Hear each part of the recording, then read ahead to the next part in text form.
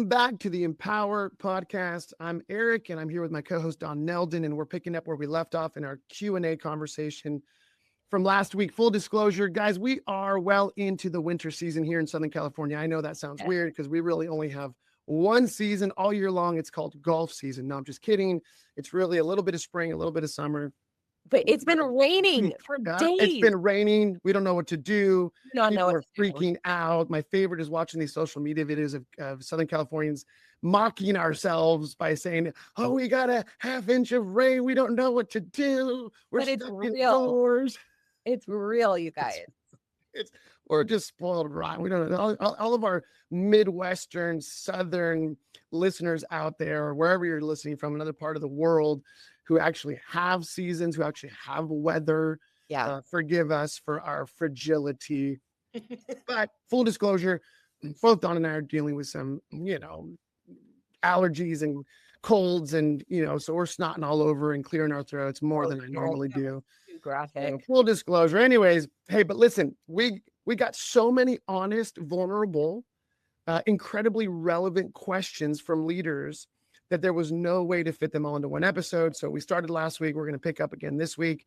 And today, Dawn and I are diving into the next set, the questions that surface once you've been leading for a while, the ones that usually show up behind closed doors, and the ones leaders don't always feel permission to ask out loud. It's true. And these are the questions that really kind of get at the heart of what we see happening in leadership right now. And I want to point out, these, you guys, these are the conversations that we are having in our one-on-one calls with leaders. We are tackling many of those today. So get out your notepads, because this is going to be some good stuff that people pay high prices for. Yeah, love it. So if you haven't listened to part one, guess what? You can absolutely go back and listen to that one if you'd like, but you don't have to listen to part one before you listen to part two, because these questions definitely stand alone and they hit on some of the biggest patterns, for better and for worse, that we see with the leaders who are doing good work, but still feel overstretched, tired, uncertain, overwhelmed, beat up, exhausted, without clarity about their next step. Yeah, that's true. All right, so let's get into it. First question. Okay, Eric, I've got a person who's talented but inconsistent. How do I motivate them without feeling like I'm babysitting them? Pardon me. Yes, that's such a good question. How do I motivate them without feeling like I'm babysitting them or they're feeling babysat, right? Getting into the micromanagement issue. Here's what I would say, just a few things. Number one, it's always important as leaders that we remember that the first part of tackling any problem is an appropriate diagnosis, right? So if you go into the doctor's office and you're like, hey, doc, I've got an issue. And they just go, oh, no problem. I got you sorted. I got a good idea of what you're dealing with. And you're like, well, hold on. You haven't asked me any questions. You haven't asked me, where does it hurt? What are your symptoms? What are you experiencing, right? So the first order that a doctor is going to tackle is like, hey, let me understand the symptoms that you're experiencing, which is going to then, as I leverage my doctor training, all these frameworks and interpretive lenses that I've developed to help me understand like what's really going on here. What's the deeper root issue or cause of these symptoms? Because so often as leaders, we tackle symptoms without really understanding where those symptoms are coming from. And we kind of throw solutions at a problem that those solutions really aren't fit for. So the first question is, how do we diagnose what's going on? Why are these people who are talented, who are capable, but operating inconsistently? There's a few different reasons I'll throw out. You can throw out some more, Dawn. But some reasons for inconsistency that we've seen is sometimes the inconsistency has to do with the individual at hand, right? They're lacking some personal skills, discipline, focus, their ability to organize their schedule, their life, to help them be more consistent. And sometimes it's the culture, the structure, the workspace that they're operating in. Sometimes it's our leadership that is actually the cause of their inconsistency. So let's start first with when we're working with individuals who are inconsistent, and our suspicion, as we've tried our best to assess, is that this may be a lack of discipline, focus, organizational ability on that person's part. Dawn, What are some thoughts that you would want to share with our listeners about how to tackle those dynamics? I would say if we're dealing with our diagnosis is that it is the issue lies with the individual. My first step as a leader would be to figure out what kind of supports that person needs. Do they need a virtual assistant? Do they need some software that's going to help them organize their day more efficiently? Do they need some training, some practical skills? What tangible supports can I bring to bear on the situation that are going to help this person develop the skills, habits to become more consistent? There's a reality that some people who are incredibly creative, incredibly high functioning, they lack some discipline, executive function ability. So what are the supports that they need to operate better? Because I want the best out of them. I want the excellence that they bring, and I want to mitigate the difficulties that they can potentially cause on our team. That's right. That's right. And I think to counterbalance that, you talked about what are the necessary support mechanisms that we can provide for those individuals, right? Because really what we're doing is we're wanting to support them as they raise their level of performance. The other side of that coin is what we call challenge, right? And the challenge is simply this: have we provided clear expectations? Right. Are we providing clear accountability? Are we reviewing with them with enough frequency that gives them an opportunity to feel seen for what they're doing well, but maybe where they're falling short? I think support and challenge have to go hand in hand, because if we're not calling people to a particular standard, then they're not clear about what they're fighting for. But if we're not prepared to support them on their journey of raising their performance, and oftentimes we're leaving them flailing in the deep end, hoping they don't sink to the bottom. But I think, I would just, give our listeners a simple framework that we often share with our clients, which is simply this: expectations. Number one, have we provided clear expectations around what they're doing, how they're going to perform, deadlines, goals, objectives, all those things that we think of as clear expectations. Number two, are we providing the necessary partnership of support and challenge, as we've just discussed, to give them the best chance of succeeding? Right? Because too often as leaders, our mindset is, well, I'm paying you. You should be able to figure this stuff out. Why didn't you learn this in your last job? Why didn't you pick up these skills earlier in life? Well, you know what? We can cry over spilled milk or whatever, but we have to recognize part of leadership is coaching our team members to help them develop and to achieve the success that we're all looking for.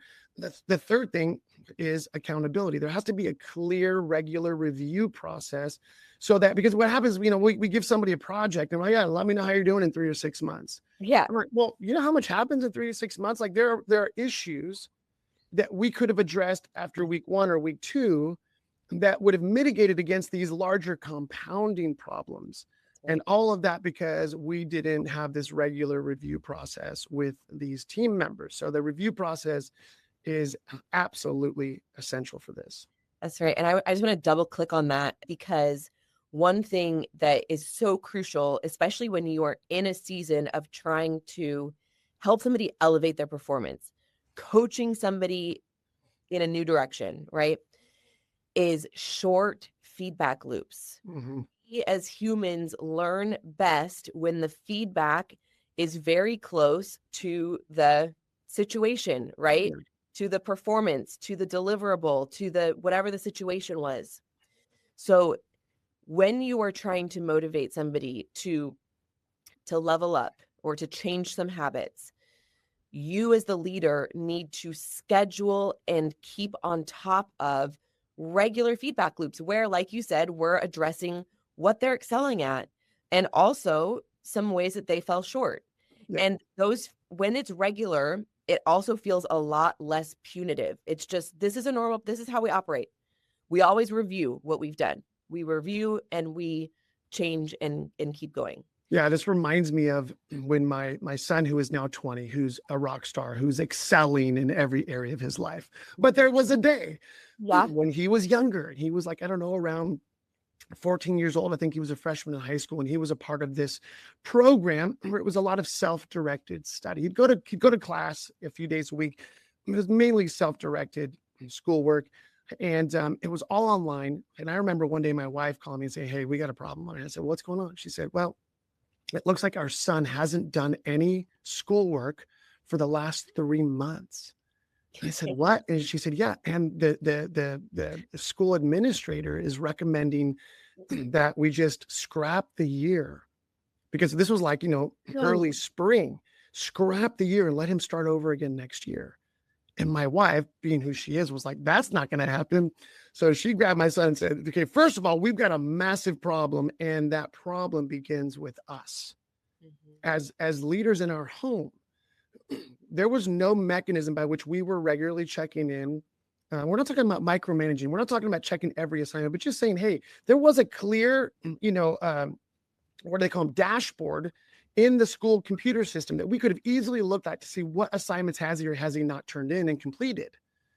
We weren't looking at any of that. We're just kind of assuming. And I remember my son saying, "I know I'd have video games on in my room on the computer. And then I learned how to like push one button and it would immediately change from that to schoolwork."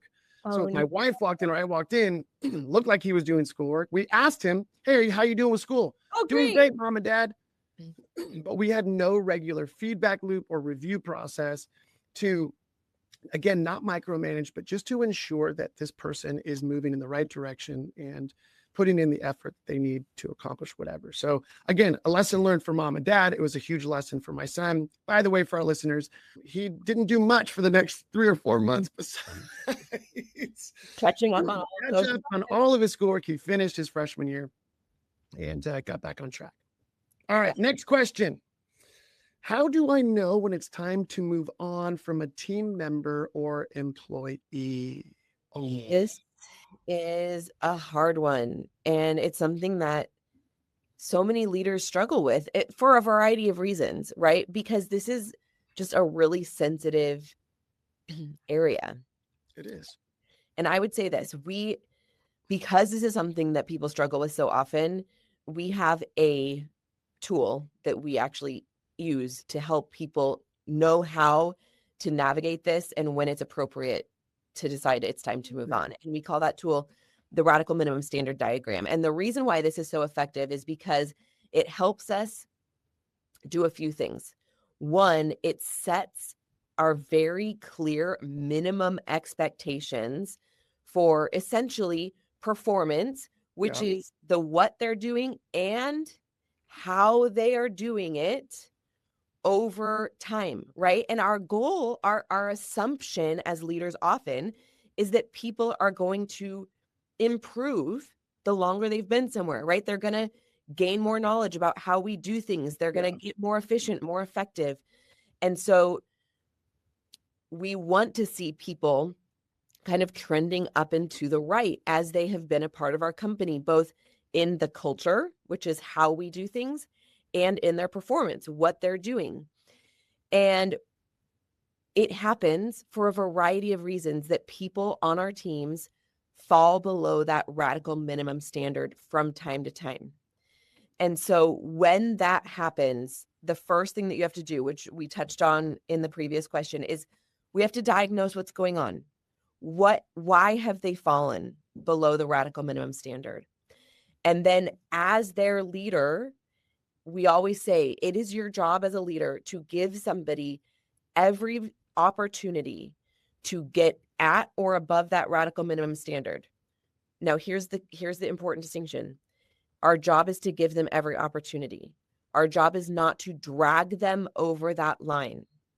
So the goal is that we create a plan in partnership with them to say, hey, here's where we are. Here's where we want you. We're going to create some plans to help you get back above that radical minimum. And again, we're probably going to have to employ some support and challenge here, like we just talked about. But what happens, Eric? What do we do now? Okay, best case scenario, they engage that process. They get themselves at or above the radical minimum standard. Everybody's happy, and we go off singing into the woods. What happens if they don't? If they persist below the radical minimum standard? Yeah. So when people are operating, and we're not talking, this could be from a macro perspective, an overall job performance review, or in specific micro areas of their responsibility, right? when we're operating at or above the radical minimum standard, we would say we're operating as an asset to the team, to the organization. And by the way, this applies to every area of life: marriage, parenting, finance, whatever. When we're operating below that radical minimum standard, we're operating as a liability, right? And so here's what when you were saying, our responsibility as leaders is to give them every opportunity. Okay, here's the caveat: within a certain time frame. Yes. Right. And so we have to decide, like, okay, are we going to give this person a week? Are we going to give them a month, 3 months, 6 months? How long are we going to give this individual that we think is reasonable for them to increase their performance to or above that RMS line? Great. If they persist below, they are operating as a liability. And that is a massive risk that we now take on as a leader. Why? For a few reasons. Number one, that will affect team and organizational performance. Number two, it will break trust with your high performers around them, who are like, man, you continue to tolerate this individual who, for whatever reason, is operating as a liability. So we've got some risk involved here.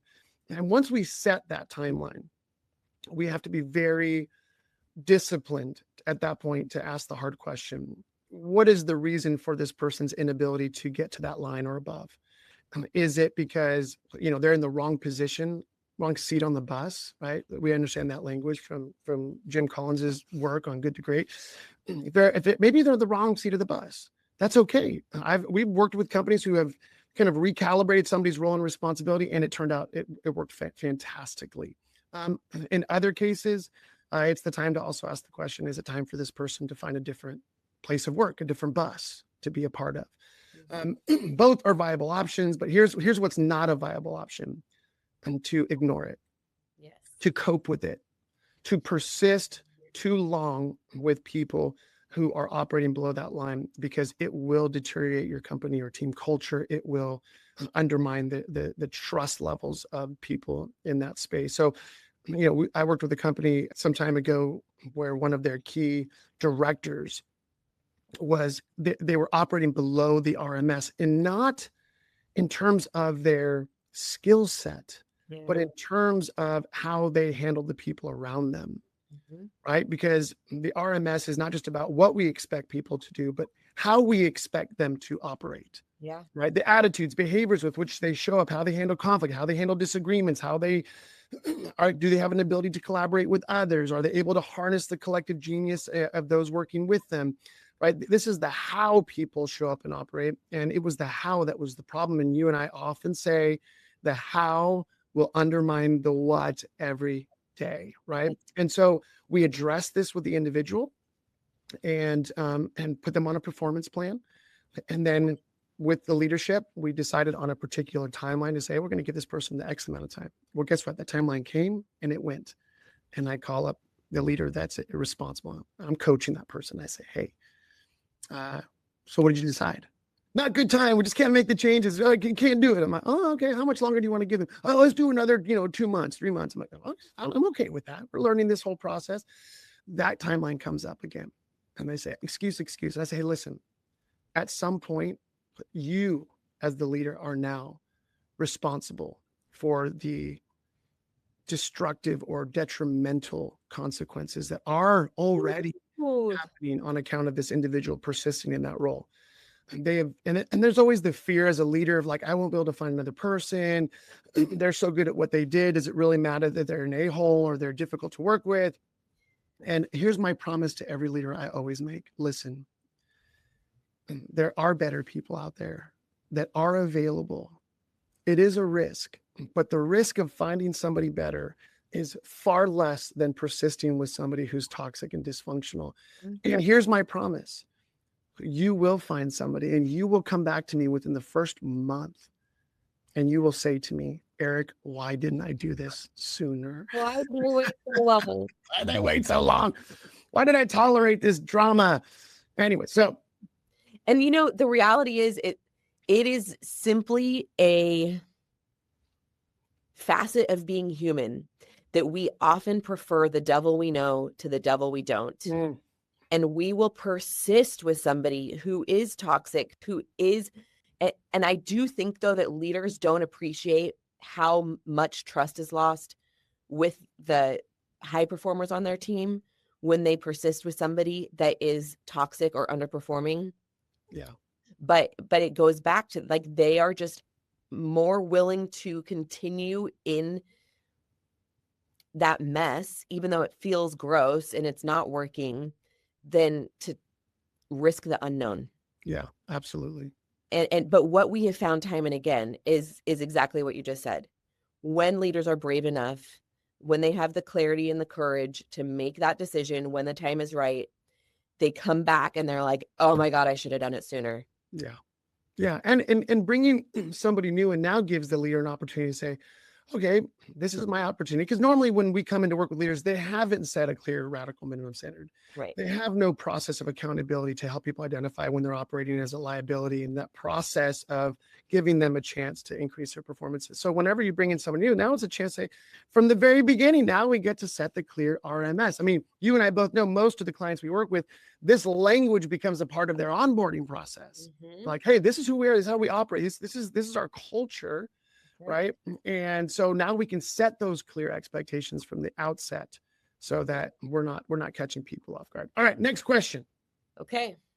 How honest should I be with my team when things aren't going well? I don't want to cause panic, but I also don't want to fake optimism. Well, we're familiar with the term called toxic positivity. Indeed. Right. Everything's rainbows and unicorns. The opposite, the gutter on the other side of the road, is toxic negativity. Mm-hmm. And I think we all probably know somebody who tends to lean towards the toxic positivity side. Mm-hmm. And we all know people who tend to lean towards the toxic negativity, right? Everything's gloom and doom. And so here's the way I think about it is, and again, I relate a lot of our leadership principles to the process of parenting, because I think they're synonymous. Like, what does it mean to lead a team and family as a team, right? And how do we operate within those dynamics? So for our listeners, it's important they understand that all of our tools transcend every area of life. And so that's why we give examples from the workplace and personal life and our lives. But, in raising our kids, we were met with a million challenges through our journey, right? Our kids are 23 and 20. So, we've moved, I think, 6 or 7 times, all the way across to the East Coast and all the way back to the West Coast.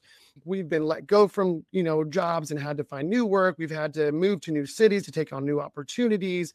Yep. For a million and one reasons,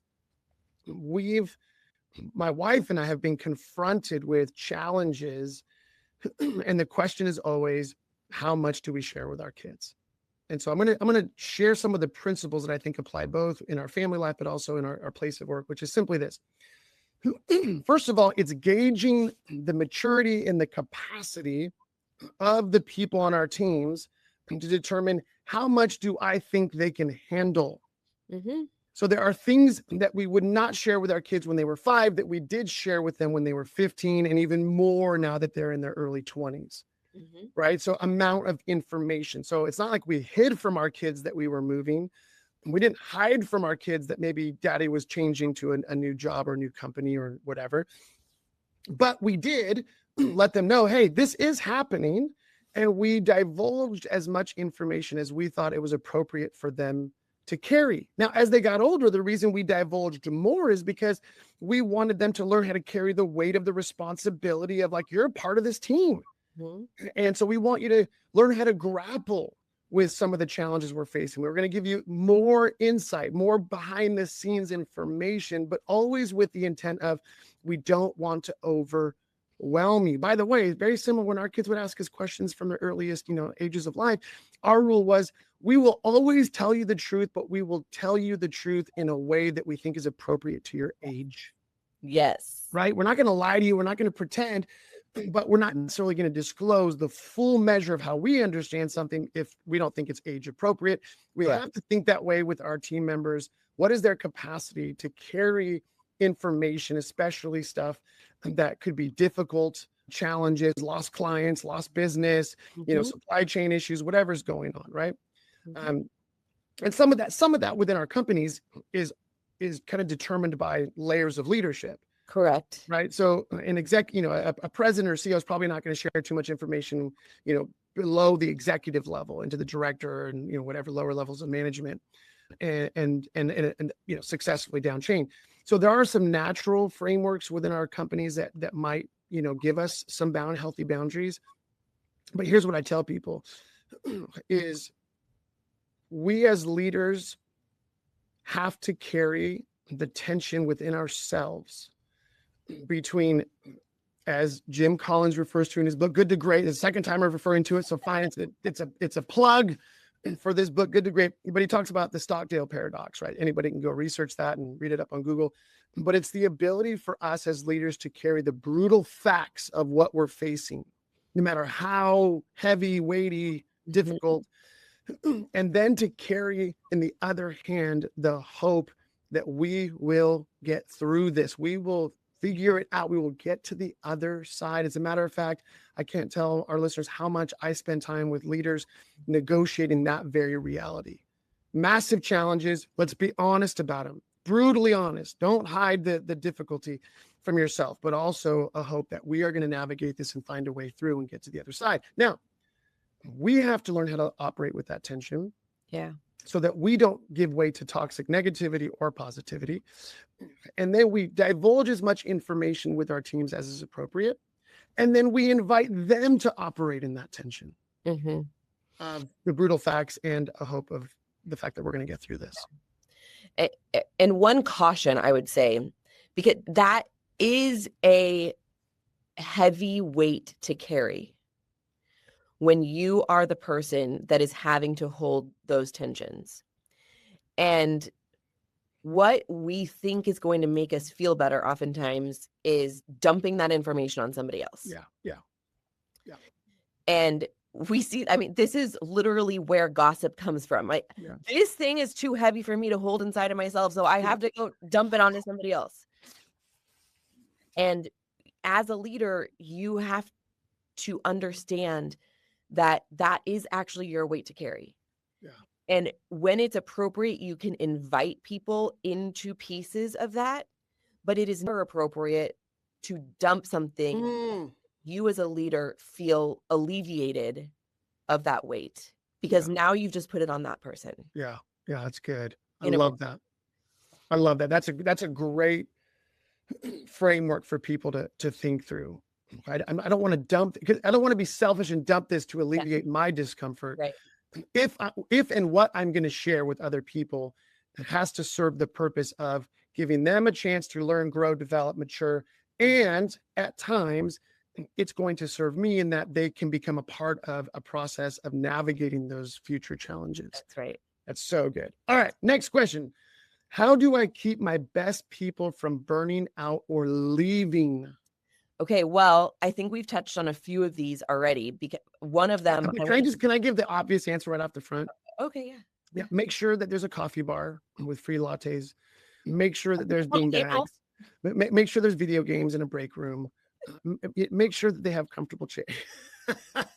I'm joking, because there was a season where companies especially with younger generations coming to the workforce, it was like, if we just make this feel like their bedroom, right, then they're never going to leave.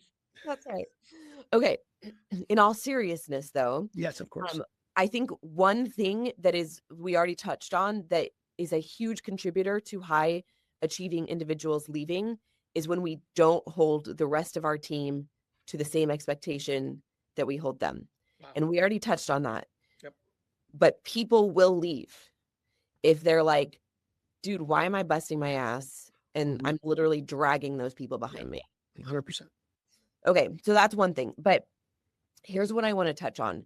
When it comes to high achieving individuals, oftentimes as leaders, we need to be aware of the fact that they are operating with an internal engine that revs higher and runs longer than most people. Yeah. And the output that we achieve from them can be fantastic because of that. But the gutter, so to speak, is that they can burn themselves out if we as leaders do not provide for them the skills of setting healthy boundaries, supporting them, right? Yeah. Helping offer them feedback of like, hey, I see you answering Slack messages over the weekend. I see you finishing projects, at 8 p.m. on a Sunday, whatever it is, right? I'm concerned that you are revving that engine too high on the productivity side, and that's going to lead to burnout. So we need to create some healthy boundaries, some areas that we are carving out for you to make sure that you are getting the appropriate rest and release from the pressures of work so that you can keep that momentum high. Yeah. Because operating at the rev limiter line is not sustainable for anybody. That's right. Yeah. Even if it is a natural proclivity for certain individuals. That's right. So the opposite guy on the other side of being burned out is boredom. Yeah. Because if we don't allow our high performers or people to really push themselves, or if they're not in an environment where they're being pushed to higher levels of performance, they will get bored as well. So again, we often talk about it's not either or, it's both and. So we want to recognize the gutters. We use that imagery a lot. The gutters on either side of the lane or the road that we actually want to stay in. So I want to just really quickly kind of call back to what we shared earlier about in situations like this where, how do we keep it from burnout and leaving? We've got to remember as leaders, we got to diagnose, why are they burning out? Are they burning out because they're high performers and they just don't know how to slow down and invest in themselves properly? Are they burning out because of something that we're doing as leaders? Yeah. Again, because we're not providing clear expectations. So they never know if they're really hitting the mark. I mean, you and I went through this a year and a half ago where you're just like, Eric, I don't know what the target is because you keep changing the target. And I keep reallocating my time, energy, and resource to tackle a new project. And then you're like, what happened to this last project? Yeah. And so as a leader, I had to take responsibility for the fact that I was creating an environment where you and other team members could have easily burned out because you just didn't know when you were winning. So you're working your butt off, but you don't know when you're winning. That's an example of where we as leaders sometimes, again, going back to, are we providing sufficient support and challenge to give people the best chance of feeling like they're growing, developing, that they're actually going to achieve what they need to achieve? Are we providing clear expectations, right? Are we providing an environment in which we slow down, often enough to celebrate the big wins? Right? I remember working in a company for years where it just felt like, man, we would bust our hump for weeks, months to achieve a particular project. And like, just when you thought we're going to have a party, we're going to celebrate, and then, to just rest, it was like the next hill was immediately thrust before us because our leader was one of those people, highly driven, ambitious, which was awesome, but didn't know how to help us slow down and take the appropriate breaks and to maintain, to ensure that we could maintain a sustainable output. Yep. And I remember him saying this one time, it really caught my attention. I don't know if this is a myth or if it's real, but the old Pony Express, that's the way we got mail from, one part of the country to the other, is that they would literally ride a horse until basically it died, and then get on a new horse and ride it till it basically died, and then get on a new horse. And that's how they were able to speed up the process of delivering mail to further outposts. Well, the problem is when we as leaders take that mentality, I'm going to ride my team until they burn out and die. And then I'll just get a new team member, and then I'll just switch to another team member. And so we have to be aware that, when we're diagnosing, sometimes the burnout is on account of the individuals overworking, not setting clear boundaries, not having healthy rhythms of self-care, which is incredibly important to sustain output. And sometimes we as leaders need to diagnose that maybe the problem is with us and the culture or the environment that we're creating that is either driving people mad with confusion or driving them mad because they're just feeling like they're constantly on the treadmill of performance and output and never get to slow down and celebrate. That's a great point. Yeah. And it is interesting. Most of these problems have two sides of the same coin. And we as leaders need to be able to pay attention to how we hold those things in tension. Yeah. We need to be both and, not either or people, right? Because most of life, if we're honest, is inviting us into the paradox of not either or, but a both and, an integrated approach. And so many of our tools and our leadership operating system, so much of our coaching is inviting people, because I think as human beings, we have to recognize that we all have natural, because of our personalities, wirings, life experience, whatever, we tend to gravitate toward one or the other side, one extreme or the other. And the invitation to maturity, to creating an environment that is more sustainable is really learning to live in the tension between both. And because obviously, we know that there's been this massive kind of attention called to the importance of mental health and people burning out in the workplace and, all this stuff. But what's interesting is in the workplace, where we are spending most of our time with different companies and across different industries, how much attention is given to self-care, to how are you investing in your own health? How are you showing up as the best version of yourself?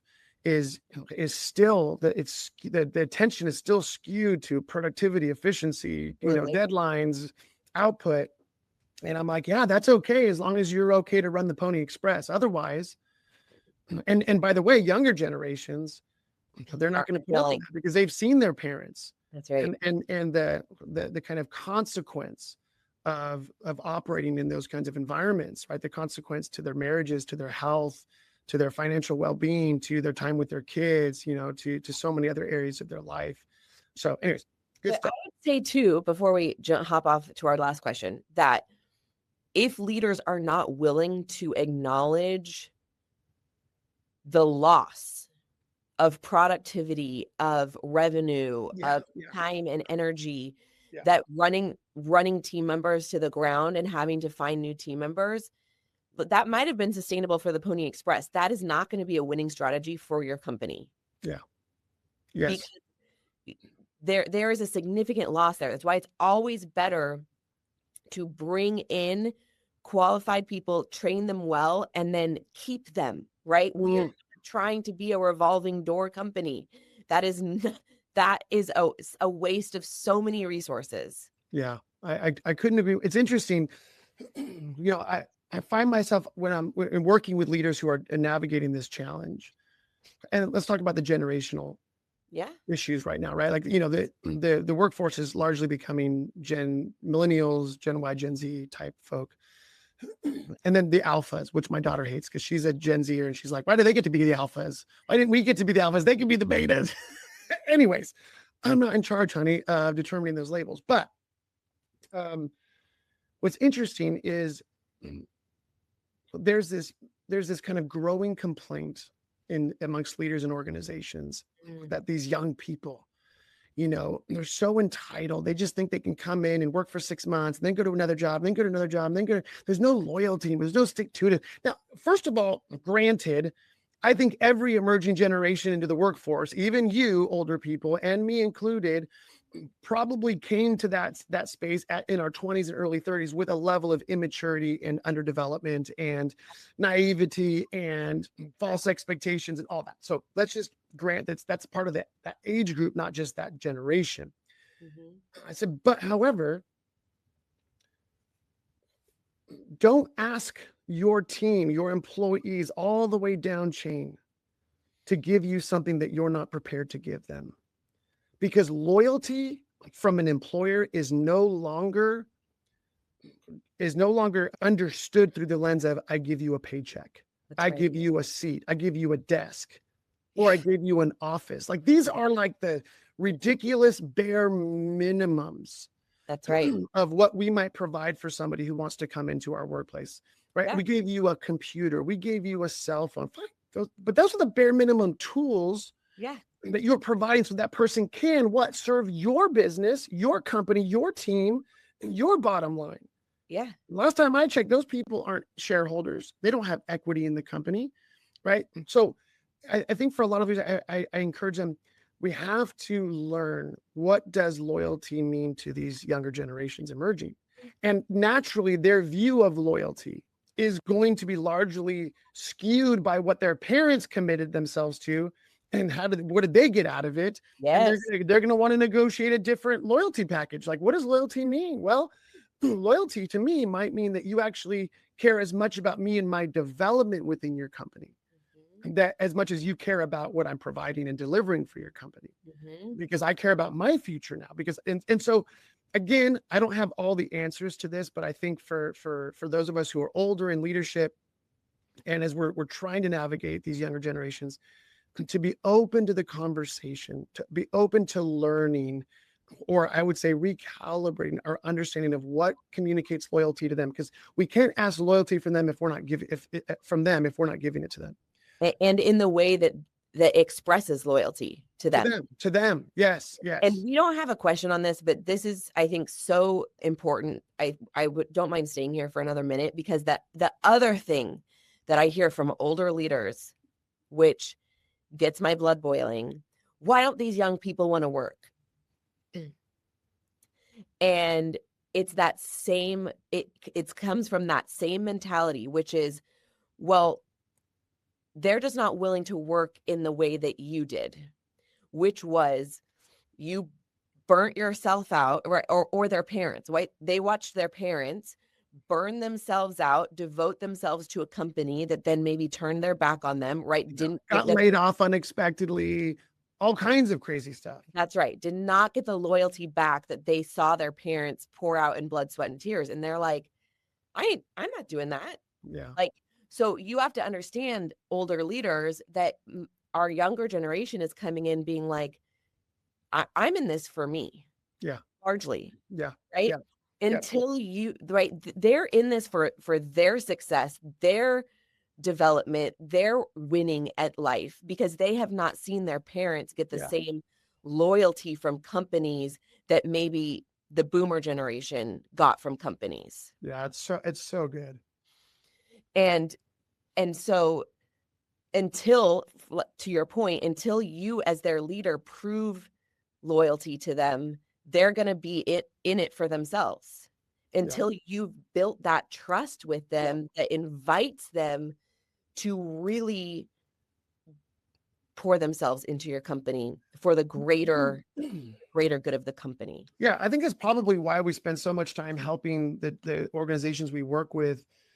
And again, we're not looking for like an overnight shift. We're just saying, hey, at some point you have to consider the culture, the quality of life within your team or organization. I think that's why we're helping so many leaders like really ask, what does it mean to be a vision-driven organization? What does it mean to be a values-driven organization? What does it mean to be a developmentally oriented organization? What does it mean to be a relationship-based organization? We're not talking about everybody has to be family and sing kumbaya and we have to be obligated to each other for the right. We're not talking about that. That's kind of like an extreme that people go to make an excuse to not, make these changes. But what does it mean to recognize that we're asking people to spend a good part, or if not majority, of their life devoted to something that they oftentimes never get to taste, touch, or see, because they're not shareholders. They don't have equity. They're not long-term beneficiaries from working for you.